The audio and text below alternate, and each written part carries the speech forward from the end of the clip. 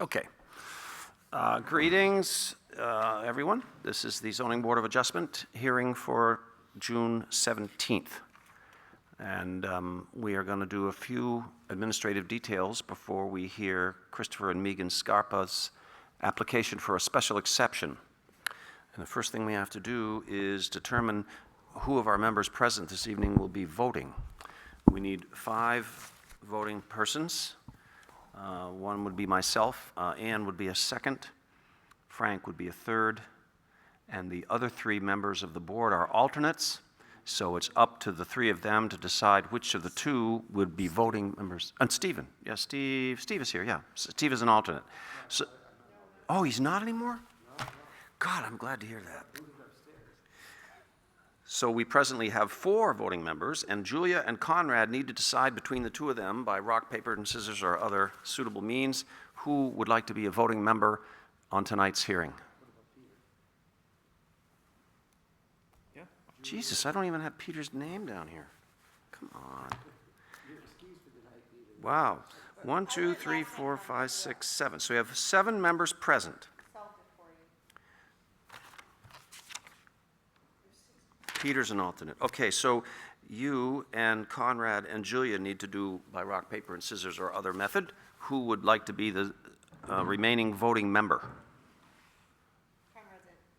Who did the lights? You did? Yes. I was last time. I did lights and I did last time. So maybe Conrad.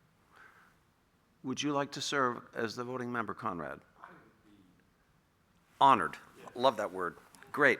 So our voting members for tonight are me, Ann, Frank, Stephen, and Conrad.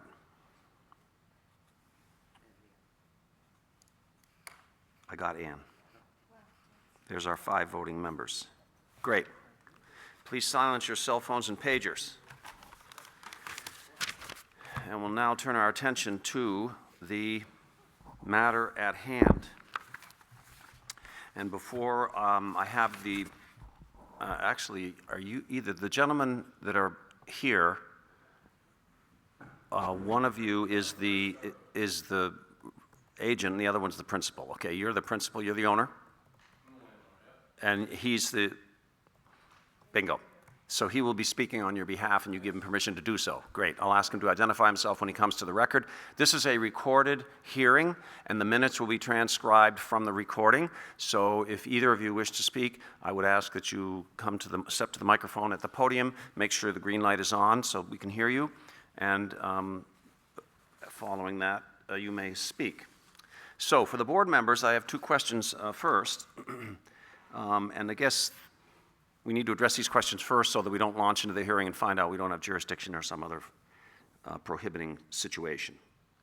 So what they are seeking to do is put an addition on a residential residence. And so the first question we have to ask is this use that is one that is ordinarily prohibited in the district? They want to add on, and it's going to encroach on a wetland, on a stream buffer and a wetland buffer. So would this addition ordinarily be prohibited if they didn't get the special exception? Yeah? I'm seeing nods of heads, yes, okay. Secondly, is the use that they want to do, is it allowed as a specific, as a special exception under the terms of the ordinance? Yes, it is, okay, and we've noted that in the application. They've cited the provisions of the ordinance that this special exception references. I've reviewed them. I find that those 2 questions are answered in the affirmative, and so now I will call upon you, whichever one of you wishes to make the presentation to us. And before you do that, I wanted to just say that the special exception differs from a variance in the fact that the special exception seeks permission to do something the zoning ordinance permits, but only under special circumstances. And those circumstances we have on a list. We'll be asking you to make sure that all of these conditions that are required by the special exception you've met, and you have the burden by a preponderance of the evidence under Barrington East Owners Association v. Barrington. There must be sufficient evidence on the record to sustain a finding by a preponderance of the evidence that the burden is met on all the conditions of this special exception that are required. And we will try to tease those out of you if we find that they're deficient.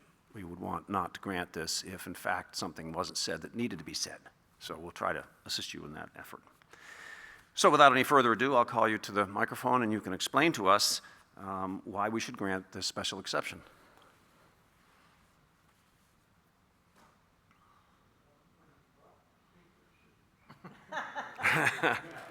And you can assume we've all read the materials that you presented to us. So if you want to just address, You don't get alternates. yeah, you don't get alternates there. Thank you. Unless you want me to do it. I'm not busy. Yeah, but don't read to us. Just tell us. Got to push the button, Peter, and make sure the green light around the collar is lit. No, we're good, man. We're lenient. Peter Blakeman, for the few that I haven't seen before. And I'm representing Chris and Megan Scarpa for their special exception. And I will try to keep it as brief as I can. You may be interrupted by members of the board seeking to ask questions during your presentation, if that's all right. Excellent. We're just trying to get to the end result here as efficiently as possible. I'm happy to do that. So Chris and Megan are looking to get a special exception for a reduction of the stream and wetland buffers for putting an addition onto their house. The house was built approximately 1991, and the stream and wetland buffer overlay districts were enacted at some time after that, I think in 2011 or Yeah, so 10 or wherever. Initial construction predates the ordinance. And those buffers are 100 feet for both of them, streams and the wetlands, both. So to get started, we hired a wetland scientist, Bob Stewart, and he delineated the wetlands, and he also delineated the very poorly drained and the very poorly drained.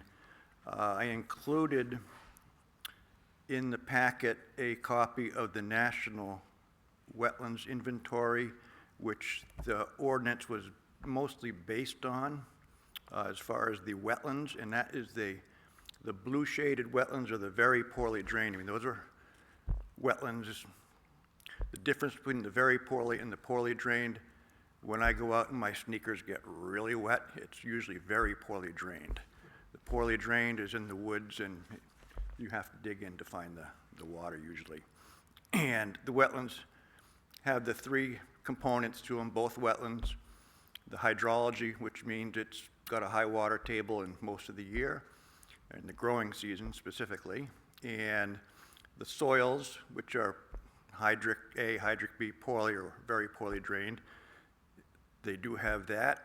And then the preponderance of wetland vegetation. And they all have that as found by Mr. Stewart. And So where is as I understand it, the addition proposed is 85 feet from one of these delineations and 95 feet from the other, and one is a stream Just- and one is a wetlands? So where's Get that? to that. I have three distances marked on the plan here.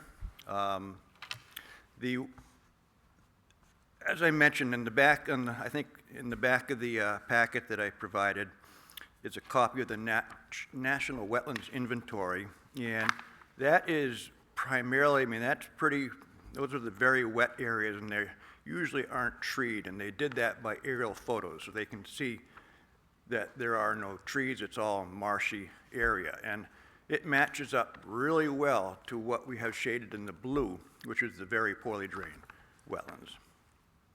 And that is usually a more critical wetland for many factors. And that was, like I've said several times, what I believe the overlay district was originally based on. It also has the associated wetlands, which are those very poorly drained, which are attached to the very poorly drained, but are not as wet as those. In this case, there's also a stream running through the property, which was on the stream, which is one of the streams of importance, I guess you would say, in town, and that also has the 100-foot buffer. And the surveyor, we had the wetland scientist lay out the flags. The surveyor, Clayton Platt, located the flags and the house and the limits of their yard and some grades. So we know that everything on the map that we were showing is very accurate, so we can get the right distances for the buffers. And as I had mentioned in here, if I pick my right papers out,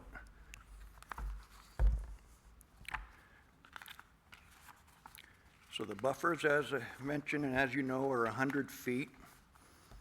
And Scarpas are looking to add about an 18 by 24 foot addition off the southwesterly end of the house. And at the same time, that's for, I mentioned it's for like a great room? Yeah. Is that? Yeah. Yep. And then they also, at the same time, are raising the roof and adding a second floor in a small portion of that, of the house, sort of the existing bump out. And that's just, that expanding a bedroom Yeah. upstairs, That's more or already less. the same footprint as the current. Yeah, and that, correct, is already in the same footprint, same general roof line of that. And so we need to get the buffer because that 18 by 24 foot addition is 91 feet from the nearest point of the stream. And, I'm sorry, 83 feet from the nearest point of the stream, 91 feet from the very poorly drained wetlands, and 40 feet from the wooded wetlands, the poorly drained wetlands. We are looking for relief in the special exception, so it can be, I guess, if I do my math backwards here, the addition will be 17 feet we're looking for the stream overlay district, and then 9 feet for the very poorly drained wetlands,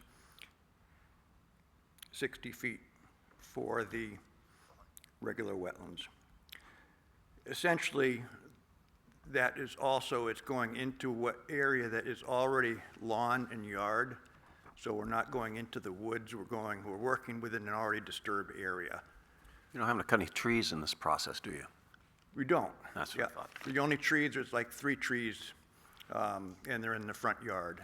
And Okay, if I may they'll be just able to get around. stop you just for a second. Any of the board members have any question about how thoroughly the wetlands have been delineated or the dimensions to the proposed addition? Are we all satisfied with the evidence presented as to the existence of the wetlands and their location? Yes. Okay, so we're on to, yeah, go ahead, Peter, continue. All right. And so, recognizing that we are asking for a special exception, there's a couple things that we took care of for that added roof line. We're looking to manage the stormwater by adding some deeper drainage for the eave drains around the house, and that's shown on the plan, the drip line trench detail. And This is to slow the flow of water from the roof to the stream? so normally, to prevent erosion around your house at the drip line, you'll put stone, and it doesn't have to go very deep. Understood. When you're trying to also use that as a stormwater practice, then you dig that deeper down to about 4 feet, and a little bit wider to make sure that you capture the water coming off the roof. And if the heavy rainfall, it doesn't, drain out past that drip line. But also to get volume of space in the stone to store that water and let it infiltrate into the soil rather than just running off. So Peter, if I may interrupt you, Yeah. if I see the stream delineated at the bottom of the diagram, I don't see a flow arrow on there. So which way is that stream going and where does the water ultimately end up? Which watershed? That is draining from the east to the west, so from Stony Brook Road across the bottom. Toward the lake, toward Big Sunapee. Yeah. Lake Sunapee is where it eventually ends up in. I hadn't actually looked at that, but that's, I think, correct. Yeah. Going that way toward Lake Sunapee. Peter? Sorry, Peter, I didn't mean to interrupt you. No The problem. drip line trench, unfortunately, the dimension and the text are over each other. How deep is that? It's 4 feet. Okay. Yeah, and it shows a potential pipe. If we need a pipe, it would be a perforated pipe up towards the top of that, and that's usually when you have gutters. They'll collect the water and bring them down into that drip edge drain, and there's still enough water. What we're sizing that for is what's called the water quality volume. In stormwater, that water quality volume is basically called the 90% rule, the amount of water that it collects, which is 1 inch rainfall, which is 90% of the rainfall that falls, essentially. The water that falls in rain, 1 inch rainfall from storms captures 90% of the water. And the gable end, this is gable roof? And it Gable is- runs which it direction? is- Yes, so the roof drains to the north and to the south, Got it, thank you. and that's where we show the drip edges. You'll have a gutter too, yeah. I just have a question Yeah. of curiosity. Are there any basements involved with this? Not in this, I don't believe. You have in a basement? No. In the addition? So, the, Yeah, there might, we might, yeah. We might, currently, currently the bump out there is at the basement level, because it's a little bit lower, that's correct? yeah. So I don't, You'll have drains around the footing then, Yeah, and they're not, fortunately, they are not lower than the wetland. I can't tell from the, Yeah, it's going to come back in. yeah. hopefully there'll be some place for them to drain, the footings, yeah. Yeah. So those drip edge drains, anyway, the volume of the voids in the stone would handle without any infiltration a 2-inch rainstorm. Why would you do a drip line if you had a perimeter drain around the footing? we already do, so we could hook into it. No, it's, It's different elevations, all right? Usually. Right, the footing drain is If the grade outside comes up to, floor level or just before it in that addition, you're gonna have your frost walls down below that. Correct. So the footing drains will be at the 8 level feet. of the frost wall. It'll be 4 feet below the bottom, frost. At least 4 feet Yeah. below, right. so, This is above that. so Michael, to put it simply, footing drains drain footings. This is intended to catch The eaves. stormwater, and the Right. last thing you want to do is add water to the footings. That make sense? That might explain why we have a problem at my house, but yes, go on. Thank you for that. So that's why you have 2 pumps. Understood. I know a good engineer. Yeah, I bet you do, yeah, Peter, thank you. Peter, on the map here, where is all of the drainage going to daylight? There's existing footing drains, Adam just had his cursor on it, right over there. And so any footing drains for the addition will tie into that, I would suspect, unless it can go into the lawn itself, but, It is Well, what I was it is. curious, because when I drove by, I don't know, the other day, over the weekend sometime, there was a pipe running right, across the that's lawn. it is that pipe. And it That runs is the out field into the drain, woods. the FD pipe? Yeah, Yeah, that's already a perimeter drain that's there, we just extended it right. to get it out of the lawn a little bit, but that's already been there. That's the Sorry, actual I missed it. perimeter. Where is it? Which side of the house? The house, southeast of the house. You can Correct. see it from Yep. the road, Frank, so it's gotta be on the east. So, did you guys check the water table? Are you gonna be in the water table? Are you gonna be higher than the stream with the slab and/or the basement? The water table is, Or the wetlands, or well, whatever? the we're gonna- wetlands are in the woods, Right, and that is, pardon me.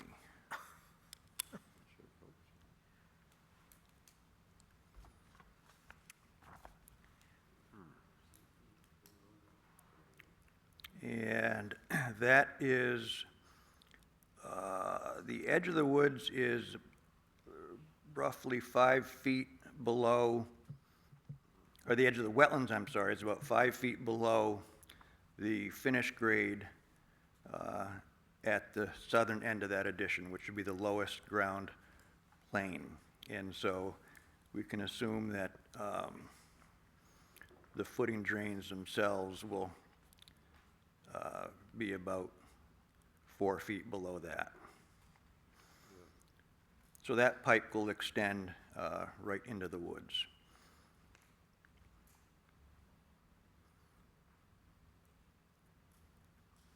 Which the existing footing drain already does.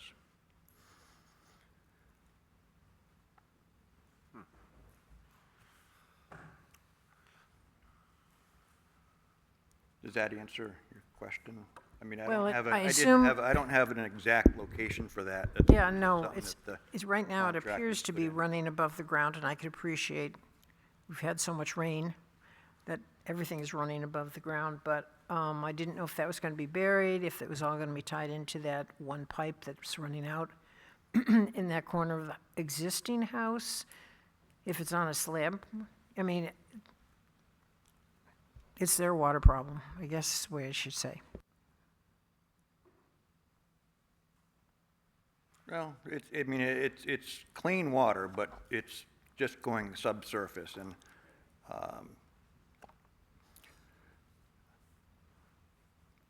it's not water that's, when it's coming out of the foundation drain pipe, it's usually not coming out at a very high velocity. That's gonna cause erosion.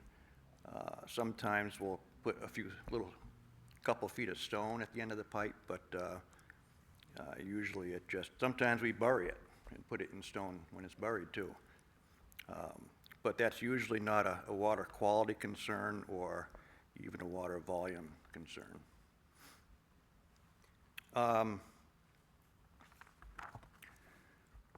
So there's not currently a basement. Yeah, I think that Chris and I might be talking the same thing, that the lowest level of the house is 4 feet below, or 3 feet below. They don't have it's not a full 8 feet below the level that is existing at that bump out.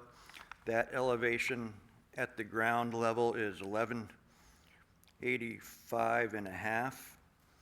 And so that's about, I think there's a short door there to get in, to step down into the. Yeah, and so the basement floor in that area is about 3 feet lower than that. Okay. And that's basically gonna be your lowest elevation of the addition. Is there water in the basement now? No, Okay. it's a finished basement. Yeah, Well, there wasn't when you left the house. and to manage the grade easier, there's a couple small retaining walls that are shown on the plan as well, just going off the corners. and there's a little bump out for a gas fireplace as well. Basically, I mean, that is the only spot that the addition can be built, I should add, because getting it any further to the north, you are, number one, it doesn't fit into the existing house well, because that's their dining room right off the corner there. And you're also going to get too close to the existing leach field with your addition. And there are no extra bedrooms proposed for this addition, so there'll be no additional strain on the septic system. That has worked since 1991. I think it's the same system, yeah. Did you not say there was going to be in the second story, a bedroom? Yeah, not Oh. on this bump out, but yeah, when we do bump up the other part, yeah. Expanding it, Yeah. right. So, They're not adding a new bedroom, yeah. so after we're gone and you sell the place, there are how many bedrooms for the next? When that right there where he's pointing it, that's going up and there's gonna be another bedroom there. So we are gonna get a septic plan for that portion. It's not part of the bump out in the back. So your total will be That's going eventually, over the current footprint. the total, when everything is said and done, is 4 bedrooms, which is what's on their appraisal right now, or assessment, I should say, I believe. But the septic in 1991 was a 3-bedroom septic. So when they convert that to a bedroom or add a bedroom,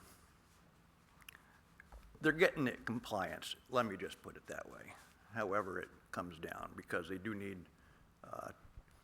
a new septic to go from 3 to 4.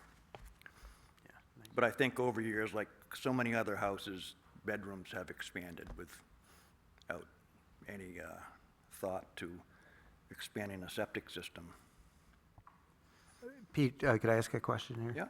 So there's a gas fireplace. Where will the propane tanks be for that? There's currently one on the other side of the house, on the other side of that garage, that feeds our, because we have a gas range, and so I think it'll probably go over there, they'll just add another one and pipe it across. Above-ground tank. There is now, right now it is, yeah. I'd like to ask a question of Adam, too. No, go ahead.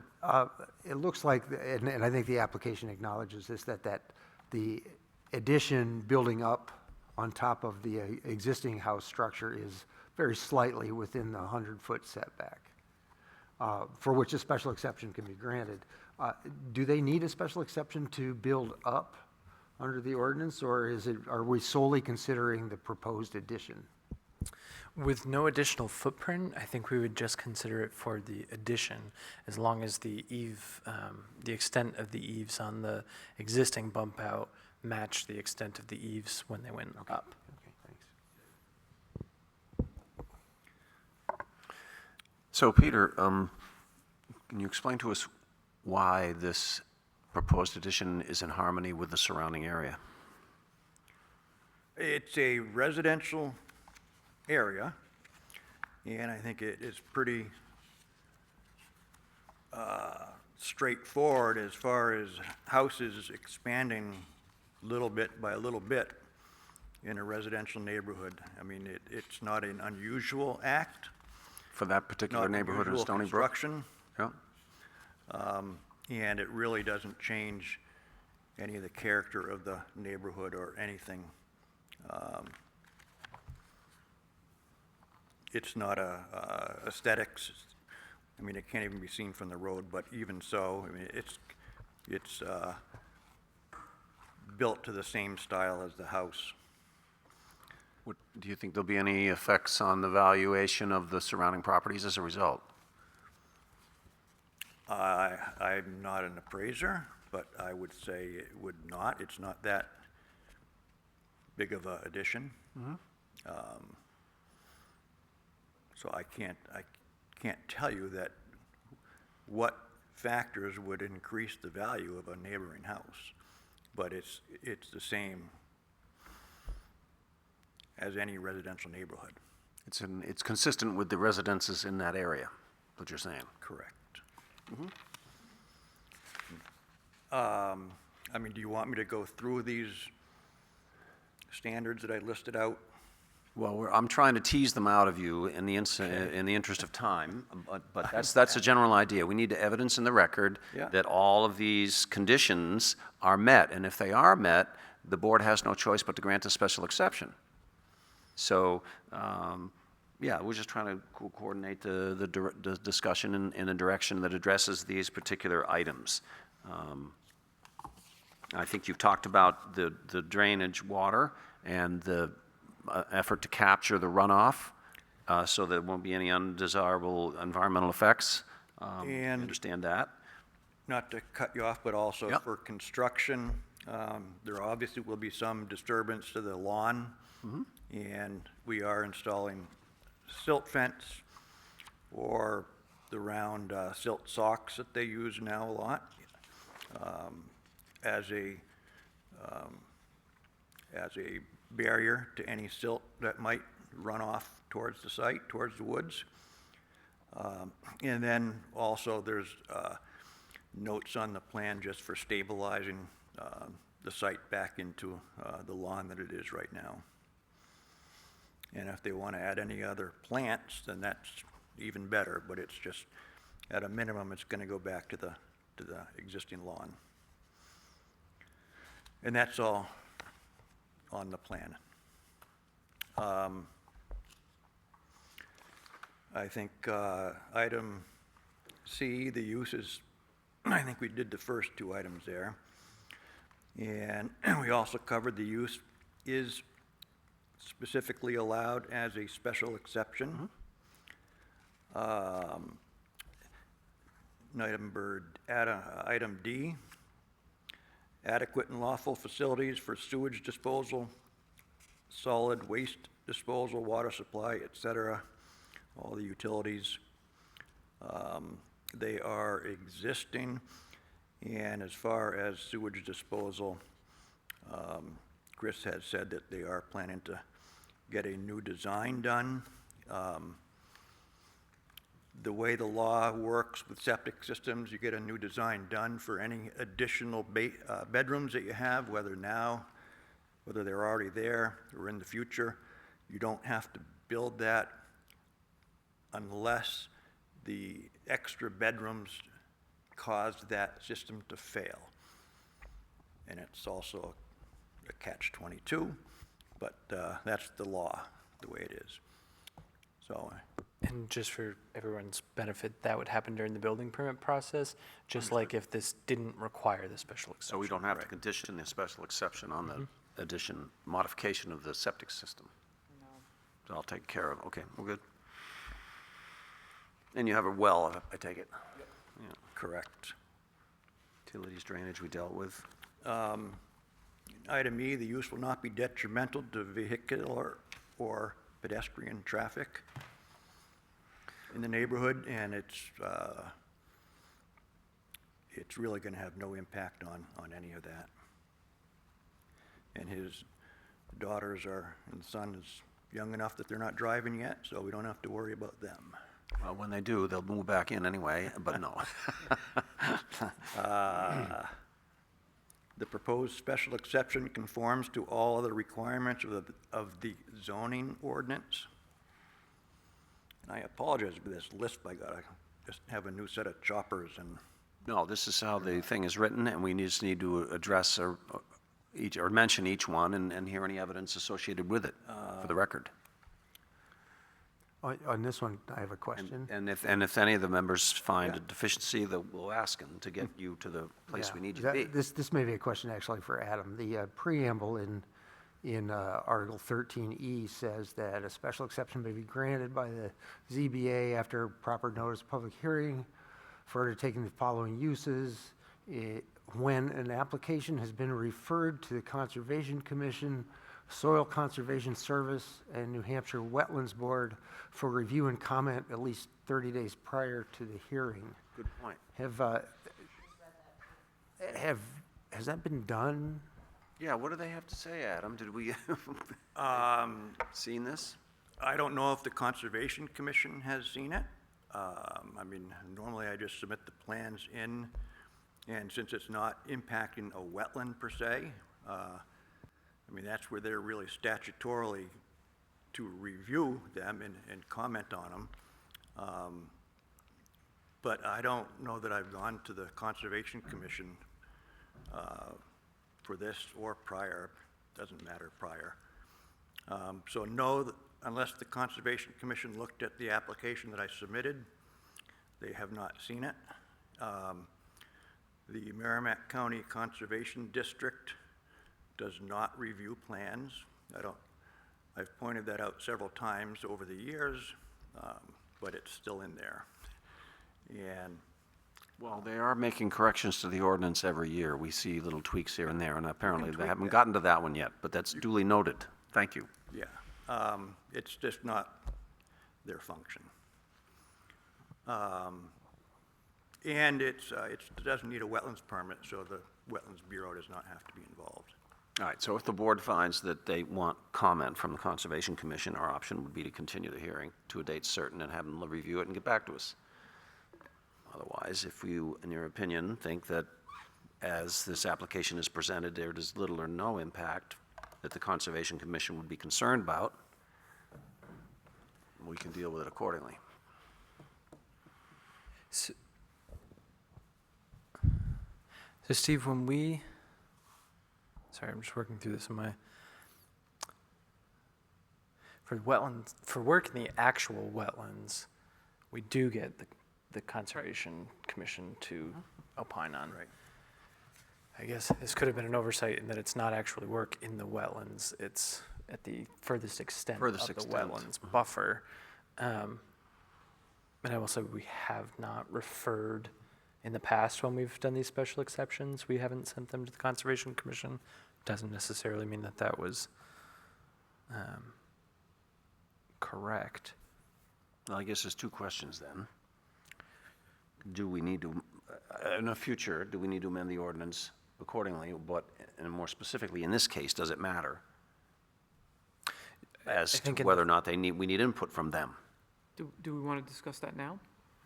When we move to discuss, we'll deal with it. I think we're still in the presentation phase at the moment. Actually, I just noticed something.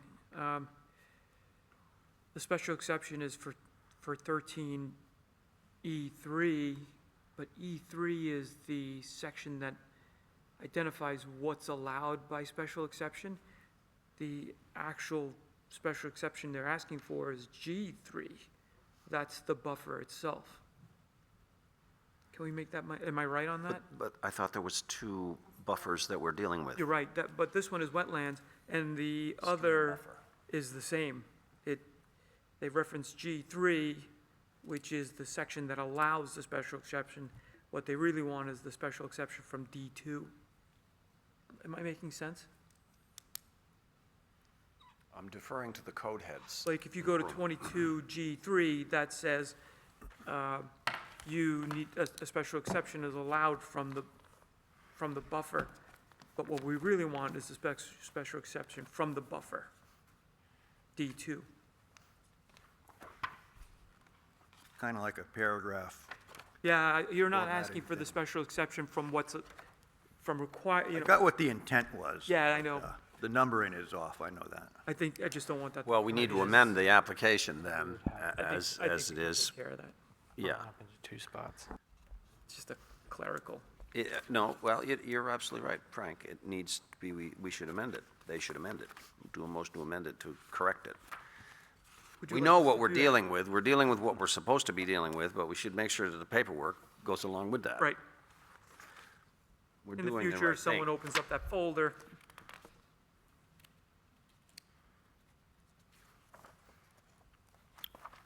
And just, item G, the use will not be detrimental to the character enjoyment of the neighborhood. We touched on that a little bit earlier. I don't believe it will have any impact to the neighborhood itself.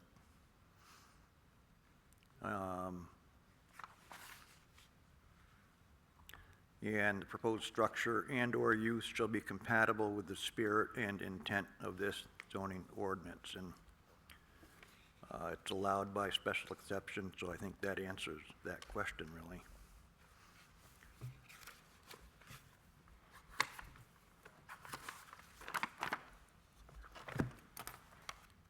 And that was 13E3 we need. 22G3, 22G3.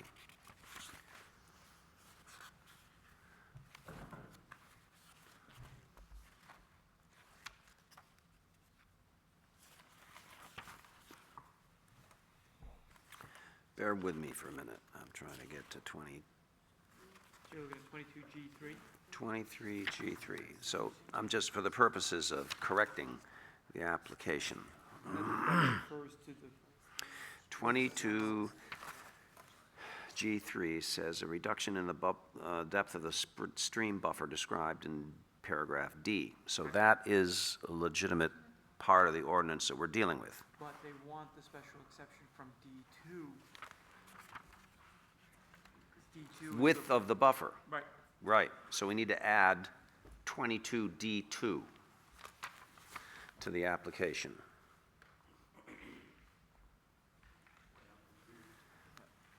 So the application then should be amended.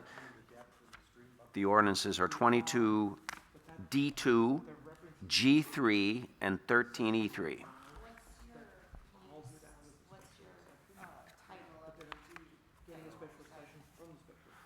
D2 is, The buffer itself. is the width of the buffer. Yeah. Width of buffer, natural woodland buffer, width of buffer where existing natural woodland buffers shall be maintained within 100 feet of the ordinary high water mark of all streams is defined by the ordinance. And for the record, the stream is defined in the ordinance. And then 13E3 should be G3. 13E3 No. should be G3? No. Let's have a look at that. 13E3 in your hymn. Reduction of the depth of a wetland buffer as specified in section G. Ah, okay. Yep, yeah, that's right, we're good, we're good. The buffer size is in G. Right. But the special exception is in a different section, and it refers by reference to the. G3 is 100 feet. G3 is where they state to 100 feet. Okay, so the only amendment we need to make to the application is to add D2 to 22. 22G3. 22. 22G3 is correct. And so we need to add D2. 22D2. No, D2, why? No. That's for the natural woodland buffer. 22D2 references the width of the buffer. Right. And that's No, what we're the talking about. woodland, that references a woodland buffer. No, it talks about Oh, my God. G. One. ordinary high water mark E. of all streams as defined by the ordinance. 22G3 is under uses permitted by special exception. Yep. Can we verify what version we're looking at of the ordinance? This is the latest one in the, March of 2025, which we weren't provided a hard copy of because the maps weren't done when it went to press. That's the last thing I heard at the last meeting. Now, I don't know where we are with that, but I'm looking at 2024 because it's the most recent one I got. And this section has not been amended, so it's fine. it's whatever's online. Have it on the screen. Oh, everybody's online, great. Well, I can't read it when it's online on this. I guess what I'm saying is I print mine out. so Okay. it's- But this is accurate, Michael, as far as the language goes, what you have. Adam, you're saying it's accurate to reference the sections that say they allow an exception? Correct. All right, so they ignore, I don't think we need to change. all right, ignore what it said. I'm with Steve. Fine, I strike it. think that the primary question is the Conservation Commission weighing in. Got it. Right. All right. I think that it would be reasonable to, if you were inclined to have a condition of approval that prior to the issuance of the building permit, that you allowed 30 days for the Conservation Commission to weigh in on this, Weigh in on it. and we could reopen the hearing if we had to, or you could continue it to our meeting 1 month away and talk to the Conservation Commission in the meantime. Apologize for the confusion there as far as work in the wetlands. That versus sounds like we're in a discussion, buffer. but that's okay. Before I Mr. do this- Blakeman, what's the timing on construction? Probably as soon as they get a building permit. But you don't have your septic design yet? Right. So, I mean, if- those things could happen concurrently, and we could be basically ready to go in 30 days if you move forward on your septic design. And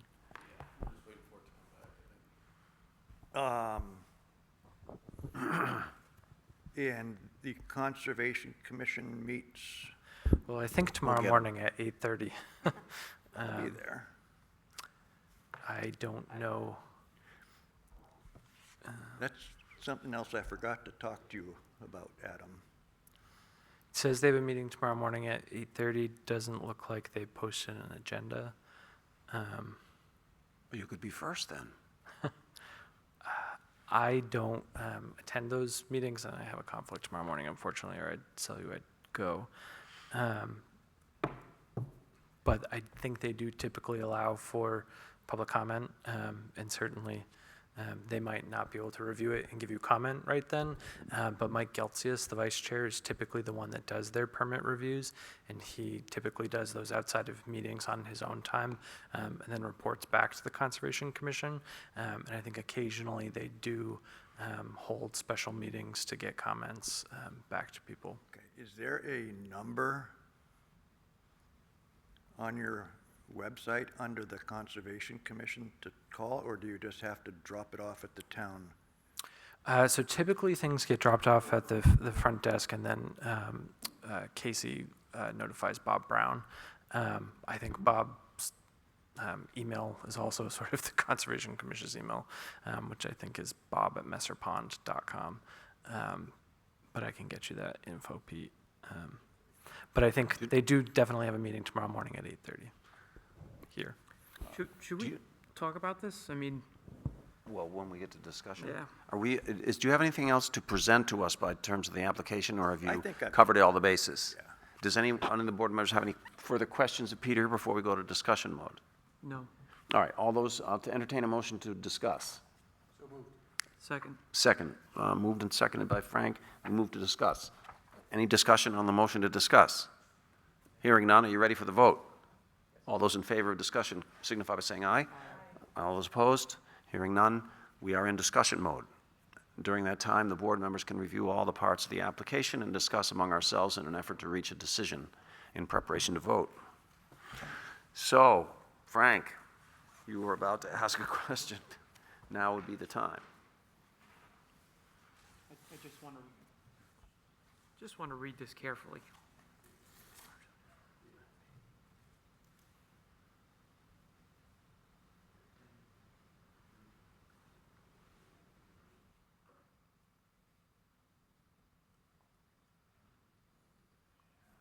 I think it'd be a bit What excessive to What is it have- you're reading? I'm Fine. reading the wetland buffer, Section? G, The special exception provision, is that what you're reading? yes. Yes, Yep. G, 23G. 22G, sorry. Uses permitted by special exception.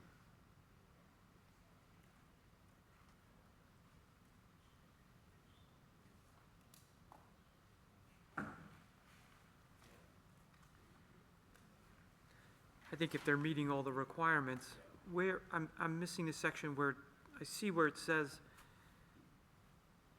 all right, this is the wetland buffer. Stream buffer is number 3. Yes, no, I see that, but where does it say that it needs to go to the conservation It's in the It's preamble. in the preamble, preamble? We're in the second paragraph? and we all know, as we know from our constitutional law, Stephen, what the preamble means. It is not the law. In case it's section E. I would disagree with that, by the way.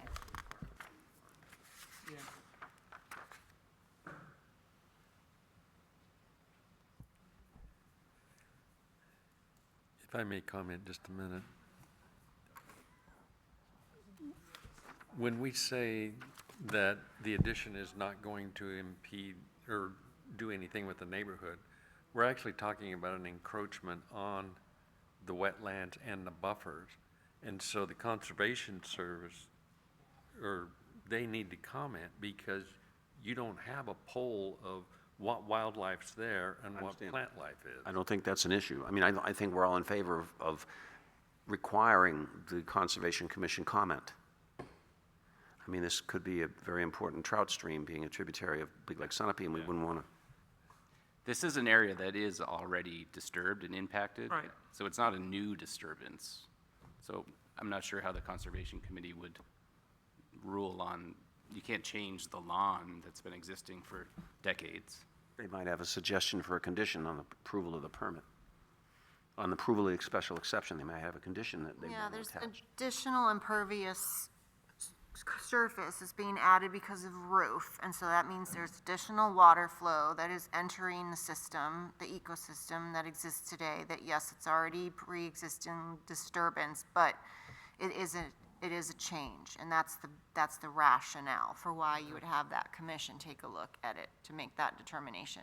So I'm assuming that you've already talked about the flows, I don't know if the roofing material was already discussed, I don't know if there's green roof, blah, blah, blah. I don't know what it would be, but those are the kinds of things that one would look at if that's what one did. Yeah, no, That's the I agree rationale. with Pete. This is already a developed area, and they are adding more impervious surface, but they're also managing that water.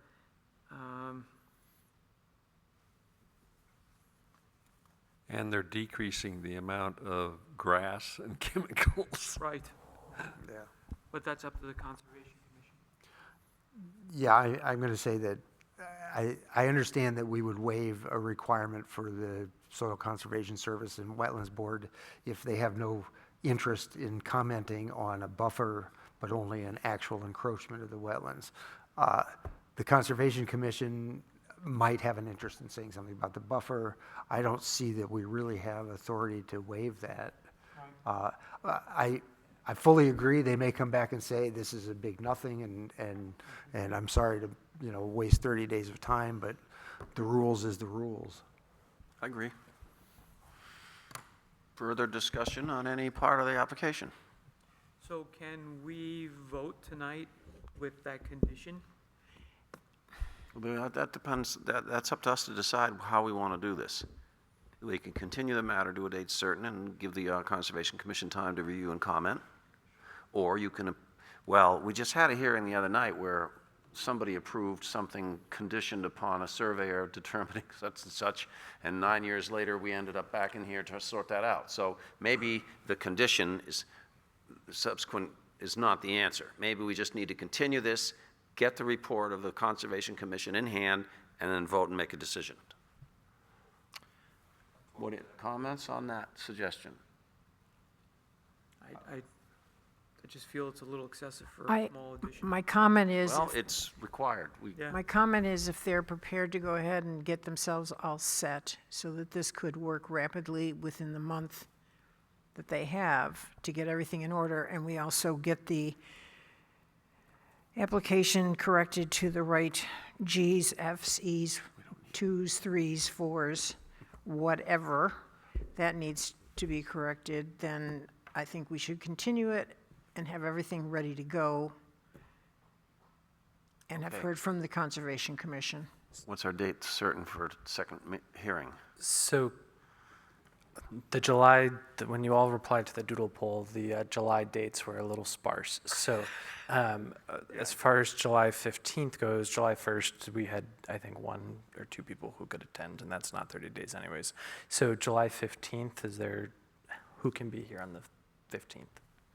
1, 2, 3. Well, I say that, but I haven't looked at the, unless it's that dam up in Lancaster.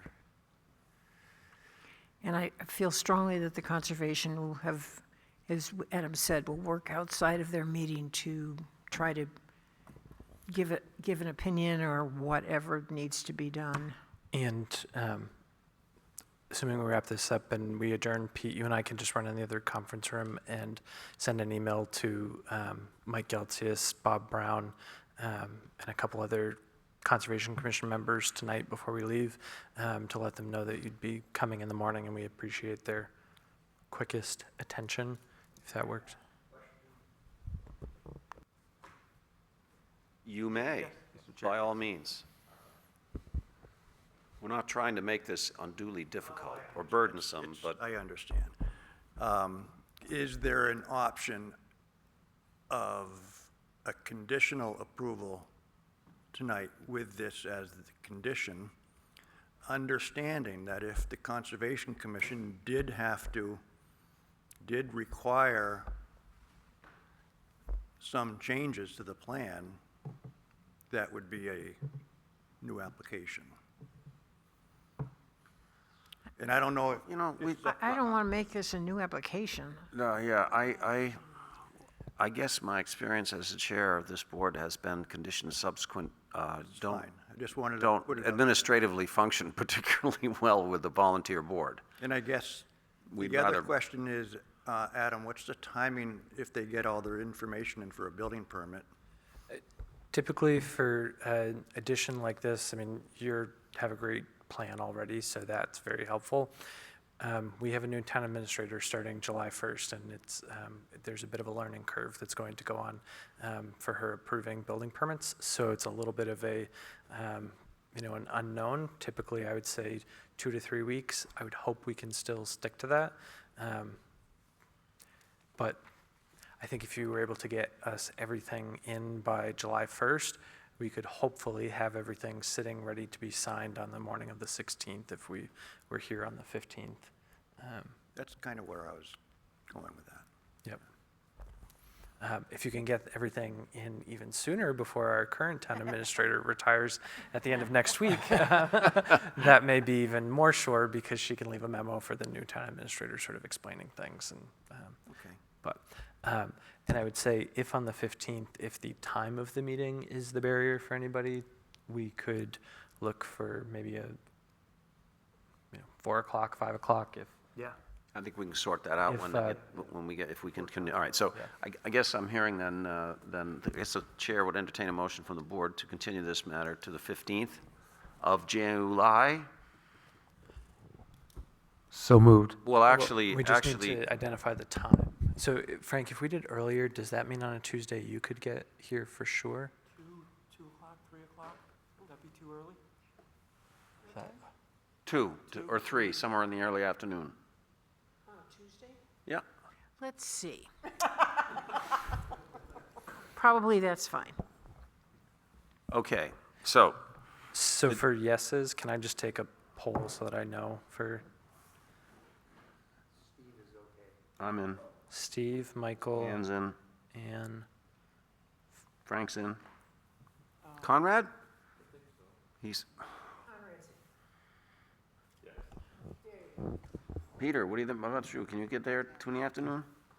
What is the date? 15 July. Tuesday. Yes, I'm available. We'll come together. Yeah, carpool. And presumably, if there's nothing major from the Conservation Commission, it shouldn't be, for those of you working, a small break in your day. It's not the first time we've had to wait and send this, or continue a matter to hear from the Conservation Commission. That requirement always, when they have a special exception, seems to pop up part of the way through the meeting. We need to fix the application materials so that It's also- when you come here, and whoever else comes to an application, they've got the conservation thing in hand. It's also probably something we should look at long-term, because the way it's written is similar to when, it basically mirrors when a wetlands permit is actually required when you're working in a wetland, as the state requires the Conservation Commission to. So then this is a little funky that this doesn't match what the state requires a wetlands permit for. Well, So something for right. us to think about. So at this point, I would, yes, Actually, I just have one other quick question. So please. the their opinion we take into account, but it's not, they're not the ultimate governing body. No, once we hear from them, we get to make the decision with whatever conditions we want and take a vote. Yes, sir. Let me just check the. We have so many different venues where we hold these meetings. We Well- always have to, And if you want to get the building permit, you got to have this septic system Right. ready. Not in, here, Whipple, it would be Whipple Hall on the 15th at 2. Okay. We have a motion, I guess we have a motion that says that we agree to continue this matter until July 15 at 2 p.m., Whipple Hall, for the purposes of receiving a report from the Conservation Commission on the proposed application for special exception. Any changes to that motion? Who made the motion? I did. Thank you, Stephen. Any discussion, further discussion on that motion? Are we clear on what we're voting on? All right, all those in favor signify by saying aye. Aye. All opposed? No. The ayes have it. This matter is continued to June 15, 2 p.m., at which time we'll receive reports from the Conservation Commission and decide on this application. July 15, correct. That thus endeth the lesson. We have no minutes to approve. They're not yet typed. So I believe we should be off the record. And I move to adjourn. Is there a second? Second. All in favor? Opposed? We are adjourned.